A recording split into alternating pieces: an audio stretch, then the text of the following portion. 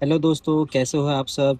चलिए, तो फटाफट से याद कर लेते हैं क्लास 10 कोऑर्डिनेट ज्योमेट्री के सारे फार्मूलाज। इसलिए मैं आपके लिए लेके आया हूँ फार्मूला चीट शीट। ठीक है। इसमें सबसे पहला फार्मूला है हमारा डिस्टेंस फार्मूला। डिस्टेंस फार्मूला क्या कहता है कि अगर आपके पास में दो पॉइंट्स हैं, पॉइंट ए, पॉइंट बी, जिसके कोऑर्डिनेट है x1 y1 और x2 y2, तो आप डिस्टेंस कैसे निकालेंगे।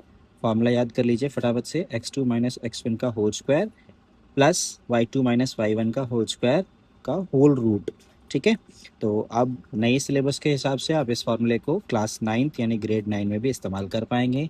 चलिए नेक्स्ट फॉर्मूले की तरफ चलते हैं। तो चलिए फ्रेंड्स, दूसरे फॉर्मूले की तरफ आ जाते हैं, जो कि डिस्टेंस फार्मूला का ही एडवांस वर्जन है, जो कि यूज़ होता है इक्विडिस्टेंट के लिए। जब आपको दिए हों तीन ऐसे पॉइंट्स जो आपस में एक दूसरे के इक्विडिस्टेंट पर हो, जैसे यहाँ पर हमने लिया है पॉइंट ए और पॉइंट बी, दोनों ओ पॉइंट से इक्वल दूरी पर हैं, जिनके कोऑर्डिनेट्स हैं x1 y1, x2 y2, x3 y3। तो हमने यहाँ पर बोला ए ओ बराबर बी ओ है, तो इसलिए हमारा फॉर्मूला जो यहाँ पर यूज़ होगा अंडर रूट x2 - x1 का whole square plus y2 - y1 का होल स्क्वायर, जो कि ए ओ का डिस्टेंस हो जाएगा। इसी तरह से बी ओ का डिस्टेंस हो जाएगा हमारा x3 - x2 का whole square plus y3 - y1 का होल स्क्वायर। तो इसको हम स्क्वायरिंग बोथ साइड कर देंगे। स्क्वायरिंग बोथ साइड करने के बाद हमारे पास जो फॉर्मूला आएगा that will be your shortcut. या इसका मतलब हुआ कि x2 - x1 का whole square plus y2 - y1 का whole square is equal to x3 - x2 का whole square plus y3 - y1 का होल स्क्वायर। ये आपका शॉर्टकट आप यूज़ कर लेंगे बिना स्क्वायर रूट के। ठीक है। चलते हैं नेक्स्ट फॉर्मूले की तरफ में। तो चलिए, नेक्स्ट फार्मूला है हमारा सेक्शन फार्मूला। इस फार्मूले का इस्तेमाल हम तब करते हैं जब हमारे पास एक लाइन दी हो, जिसको दो अलग अलग पॉइंट्स जोड़ रहे हों और हमें रेशियो गिवन हो। ठीक है। तब हम इस फार्मूले को यूज़ करते हैं, यानी कि एक पर्टिकुलर लाइन को सेक्शंस में डिवाइड किया गया हो। तब एक्स कोऑर्डिनेट के लिए हम लोग यूज़ करेंगे mx2 plus nx1 upon m plus n। Similarly y के लिए यूज़ करेंगे my2 plus ny1 upon m plus n। ठीक है। इसी तरह से हम इसी का ही एक स्पेशल केस पढ़ेंगे।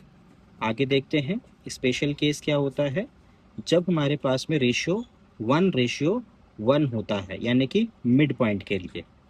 तो जब हमारे पास में स्पेशल फार्मूला हो जाएगा, यानी कि रेशियो हमारा 1:1 हो जाएगा, तो हमारा ये फार्मूला मॉडिफाई होकर के बन जाएगा x1 प्लस x2 अपॉन में 2। वाई के लिए हो जाएगा y1 प्लस y2 अपॉन में 2। ठीक है, क्योंकि 1 से मल्टीप्लाई करेंगे तो सेम नंबर ही हमारे पास होगा, और उसकी वजह से हमारा ये मिड पॉइंट के लिए फॉर्मूला बन जाएगा। ठीक है। चलिए आगे देखते हैं, जब हमें रेशियो नहीं गिवन होता है, यानी कि जब हमारे पास में रेशियो नहीं होगा, तब हम क्या करेंगे। ठीक है बच्चों, तीसरे फार्मूले का ही हम एक और रूप लेके आए हैं, जिसमें जब हमारा रेशियो नहीं गिवन रहता है तो सबसे पहले हमें क्या करना होता है, लेट करना होता है। लेट कर लेते हैं रेशियो k:1। ठीक है, कोऑर्डिनेट्स हमारे सेम रहेंगे और इस पर हमें ये चीज़ यानी x और y की वैल्यू दी रहेगी, कोऑर्डिनेट्स गिवन रहेगा। ठीक है, तब हम इन दोनों में से किसी भी एक को इस्तेमाल कर सकते हैं, यानी कि kx2 प्लस 1x1 इन अपॉन में k+1। ठीक है, या तो आप इसका इस्तेमाल कर सकते हैं, वो डिपेंड करेगा वैल्यू कौन सी गिवन है, या फिर हम यूज़ कर लेंगे y is equal to KY2 plus 1 × y1 upon में k+1। इन दोनों में से जिसकी भी वैल्यू दी रहेगी, आप उसके हिसाब से दोनों में से किसी का भी वैल्यू यूज़ कर सकते हैं, या फिर अगर आपको दोनों की वैल्यू यूज़ दी हुई है तो आप कोई भी एनी वन लगा करके अपना रेशियो कर सकते हैं। ठीक है। चलिए मिलते हैं आपको नेक्स्ट फार्मूले के साथ।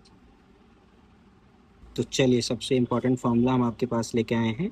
जब हमारे पास तीन अलग अलग पॉइंट्स दिए हुए हों और तीनों एक ही लाइन में हो, जिन्हें हम कॉलिनियर पॉइंट्स बोलते हैं, तो ऐसे पॉइंट्स में अगर हमें कॉलिनियर प्रूफ करना रहे, यानी कि आपको क्या प्रूफ करना हो, कॉलिनियर, तो आप क्या करेंगे। तो इसके लिए दो मेथड है। पहला मेथड है हमारा M1 यानी कि मेथड 1, जिसमें आप ए बी का डिस्टेंस निकालेंगे, बी सी का डिस्टेंस निकालेंगे और ए सी का डिस्टेंस निकालेंगे।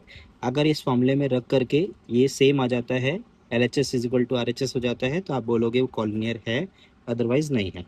लेकिन समस्या ये होती है बच्चों इसके साथ कि ये थोड़ा सा टाइम कंज्यूमिंग होता है। तो आप क्या कर सकते हैं, निंजा टेक्निक अपना सकते हैं, मेथड 2 का इस्तेमाल करेंगे एरिया ऑफ ट्राइंगल निकाल करके, क्योंकि आपको पता होना चाहिए कि कोऑर्डिनेट पॉइंट्स के लिए एरिया ऑफ ट्राइंगल कितना होता है, 0 होता है। फॉर्मूला क्या होता है, 1/2 x1 multiply y2 minus y3 plus x2 into y3 minus y1, ठीक है, plus x3 into y1 minus y2, ठीक है। तो एरिया ऑफ ट्रायंगल क्या होगा कॉलिनियर पॉइंट्स के लिए, 0 होगा।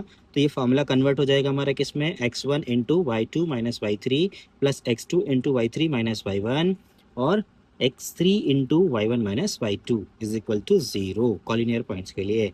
ट्रिक क्या होगी इसको याद रखने के लिए, तो 23, 31, 12 आपको याद रखना है क्योंकि x1, x2, x3 ऑर्डर में है, याद क्या रखना है, भूल जाओगे तो y की वैल्यूज़ यानी कि 23 यानी y2 माइनस y3 23, इसी तरह से 31 के लिए y3 माइनस y1 31 के लिए और 12 के लिए y1 माइनस y2, ठीक है। बने रहिए मेरे चैनल के साथ, सब्सक्राइब कर लीजिए, शेयर कर दीजिए अपने दोस्तों के साथ और याद कर लीजिए सारे फॉर्मूले ताकि आपके लिए कोऑर्डिनेट ज्योमेट्री एकदम इजी टीजी बन जाए। Thank you so much, bye bye.